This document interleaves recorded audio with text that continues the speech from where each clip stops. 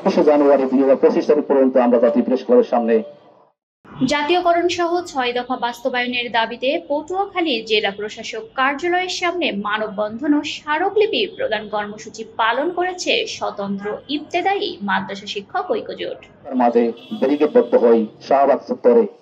আমাদের রবিবার সকাল 11:30টায় আন্দোলন বাস্তবায়ন কমিটির আহ্বায়ক মাওলানা মোহাম্মদ আলামিনের সভাপতিত্বে ও সদস্য সচিব মোহাম্মদ রোকনুজ্জামান হিরণের সঞ্চালনায় মানববন্ধনে বক্তব্য রাখেন স্বতন্ত্র ইবতেদায়ী মাদ্রাসা শিক্ষক ঐক্যজোটের সহসভাপতি মাওলানা মোহাম্মদ মোফাজ্জেল হোসেন, সদস্য সচিব মোহাম্মদ রোকনুজ্জামান, প্রচার সম্পাদক মোহাম্মদ ফোরকান প্রমুখ।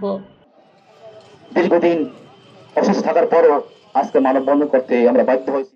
বক্তারা বলেন, সরকার আগে জাতীয়করণের ঘোষণা দিলেও তা বাস্তবায়ন না হয় শিক্ষক সমাজ হতাশ। আগামী 12 মের মধ্যে দাবি বাস্তবায়ন না হলে 13 মে জাতীয় প্রেস ক্লাবের সামনে বৃহত্তর কর্মসূচি পালন করা হবে। মানববন্ধন শেষে জেলা প্রশাসকের মাধ্যমে প্রধান উপদেষ্টা ও শিক্ষা উপদেষ্টা বরাবর স্মারকলিপি দেওয়া হয়।